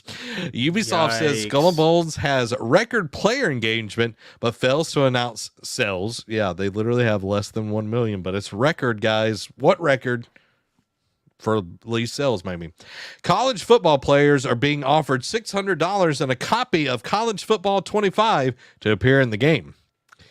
Larry, it's like, hey guys, here's it. Like, the free copy is almost a slap in the face. Yeah, it's like, right. Hey, you get free copy. What in the world? Oh my lord! Larian Studios is working on providing Baldur's Gate 3 mod support across all platforms. That's huge. That's huge. Prince of Persia: The Lost Crown dev confirms free content and modes to arrive in the coming months, which that's a game I still want to play. Okay. Your boy Hideo Kojima Connecting Worlds documentary is now all on Disney Plus. You gonna go check that out, Yugi? I don't have Disney Plus, so hey, maybe sometime I'll snag someone else's. You know what I mean? But Kojima, we're not password sharing. No, not at all. Keep doing your thing, Kojima. You know what I mean? I'll buy your games. I don't know if I'm buying Disney Plus though. NVIDIA's new all-in-one app merges GeForce Experience and Control Panel. My God, GeForce is the worst thing ever. Like the updates and like having to have a login. So now you don't have to have a login with this, which is great. Thank you. Pal World sells 15 million on Steam in a month. That's ridiculous. That's ridiculous, yeah. Good for them. Yes. League of Legends fighting game Project L gets officially named TXKO and 2025 release date. Mother creator politely asks fans to bother Nintendo, not him, over Mother 3 English release. Oh my gosh. Suicide Squad Kill the Justice League has fallen short of WB's expectations. Well, if you make a bad game, you're going to get bad results. And the concurrent players is... Just go play Helldivers, guys. Yeah, literally. Nope. Tekken 8 is the biggest new release of January in the US, but Modern Warfare 3 tops the charts. Miyazaki says that there's a high possibility he will delegate directing for future Souls titles. Oh. Which is very interesting. Tomoya Asano promises new developments on the future of Bravely Default later this year. So there you go, Bravely Default fans. Final Fantasy composer Nobuo Uematsu, I totally butchered that, doesn't think he'll score an entire game soundtrack again. Warren Spector says Epic Mickey 3 is currently impossible. What do you mean by that? It's probably copyright stuff with Disney not wanting to do anything with it. That's a shame. Yeah. Stardew Valley has eclipsed 30 million copies sold. GG's Stardew Valley. Yeah, that's amazing. And those wow. cozy game players. WWE 2K24 Season Pass includes 5 DLC packs. Will add over 20 wrestlers, including CM Punk. It's like, does CM Punk still like make things sell? I guess you know what I mean? I guess so. Supermassive Games is laying off 90 employees. Our thoughts and prayers go out to all of them. I've loved Supermassive. Hopefully they get some better stuff. Yes, they did announce Epic Mickey Remaster. It's the first one. I don't know how that's coming about and not the third one, but I don't think they're going to go past what they've already... It's just a remaster, essentially. So yeah. So, Deck 9, the devs behind Life is Strange True Colors, announces it's laying off 24% of its staff. Tekken 8 upcoming Tekken Shop to include free and paid content will be updated monthly. Multiverse return could be happening soon, suggests promotion in McDonald's Australia. It's like just let it die. Like you've already killed it once, you know. That's funny, man. You can get a nice little Tom and Jerry cosmetic with your McChicken, man. Yeah. Like, hey, I enjoyed the game when it first came out, and then it just got worse as it went. But nah, you're done. That launch, like we talked about earlier, it's like once you miss that launch, brother, that's it. Yep. Paranormal Activity found footage is a new paranormal activity game coming in 2026. It's kind of like the Blair Witch kind of thing. Gotcha. Rumor: new Battlefield game will have free-to-play battle royale and be back to its roots. We'll see. Yeah, we'll see. Yeah, sure. Studies find that children are facing bullying over purchase of in-game items. Interesting. Interesting. I guess it's like when people would like have nicer clothes than some people. Like I don't know. That's what I was thinking. Like, is it the way they word it right on here? I don't know if it's like, hey, why are you spending money on Fortnite? That's cringe. Or is it like, you don't have this skin? Are you kidding me? That's what I would feel it would be more like. It's like, oh, you don't have V-Bucks? Oh, you know what I mean? It's like, oh no, you're wearing them high waters. You know what I mean? We're done as a species, man. Yeah. There's no way kids are arguing over that now. There's no way. Oh my gosh. Speaking of Fortnite introduces family-friendly Lego Island with raft survival and obby fun. I guess that's lobby fun? I don't know. I have no idea, guys. Okay. Dragon Ball Fighter Z finally has a PS5 and Series X and S release date, and it's today. So there you go, Dragon Ball Fighter Z fans. According to a new report, Switch successor targeted for March 2025. Not bad. I'm ready. See. I'm ready. Disney Dreamlight Valley adds Monster Inc. with new update. Rockstar Game institutes a 5-day work week and to return to office mandate as GTA 6 development wraps up, which I think after all the leaks, they're like, yeah, you got to come in the office. Yeah. we ain't playing no more. We'll kill you. Like, yeah. Persona 3 Reloaded looks like it's getting a FES expansion after all. You got any? What does that mean? I don't play. Reloaded. I don't know if you plan on playing it. I won't say too much don't. to avoid. Okay. So I'll just say it. I guess spoiler alert for those of you who haven't played Persona 3 fully yet. The story continues in FES of Persona 3. So there's, the conclusion of it. And then there was a second part. And it was a continuation of it. Kind of like what they're doing with like Final Fantasy. Okay. Like Final Fantasy 7. Yeah, like that. Yeah. All right. That's cool. Yeah. And then lastly, Remedy gets full rights to Control series from 505 Games. Let's go, Remedy. Let's go. Give me Max Payne. We need it. I need Max Payne. I do too. Give me Max Payne. Yes. Let's grab some of these questions. Alex popping in these good questions up in here. Alex says, what's this news about a new video game crash like it happened in 1983? Other YouTubers have been talking about it. So a lot of it is coming from all the layoffs. We kind of talked about a lot of this during the episode and everything, but a lot of it's coming from the massive amount of layoffs. We've had 10,000 last year. We've had 8,000 so far this year. So that is where a lot of this is coming from. And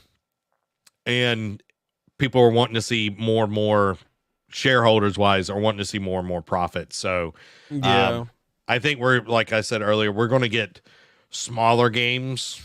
Our games are going to start costing more, which are already $70. So it's like, what can you do? I think crunch is going to come back into play big time in the gaming industry. It's like we've got less staff, but we've still got to do the same sort of quality. So we're going to see crunch come back in some sort of way.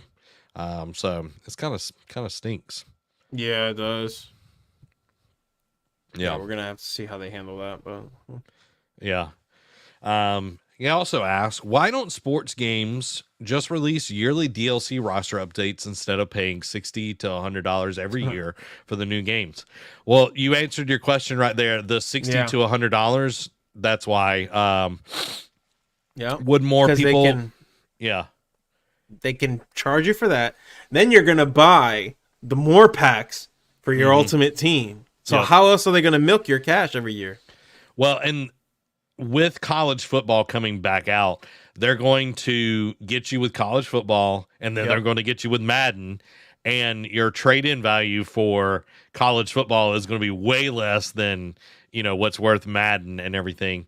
But I did like back in the day, I did like that you could have like your player from college football do all 4 years and then transfer him over to Madden back in the day. I don't know if they're going to do that again, but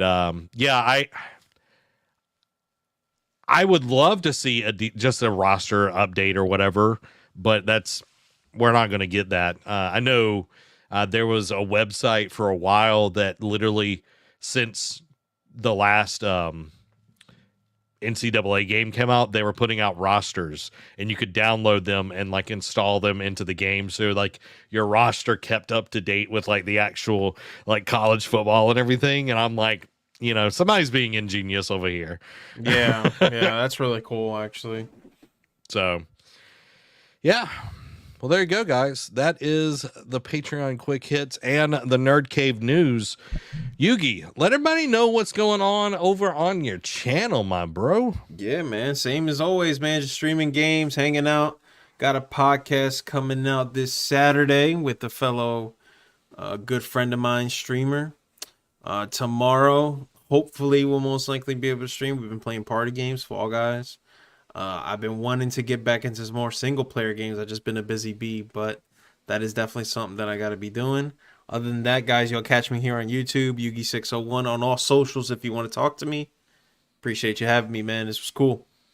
Definitely. Guys, y'all go check him out. The link is in the description. So go show Yugi some love. Guys, thank y'all so much for being here tonight. We'll be back on Tuesday with a community game night. We're going to be playing some party animals. We might jump into some finals. We're going to have a good time and hanging out. Again, we'll have Nerd Cave news on Thursday, but y'all have a wonderful, wonderful weekend.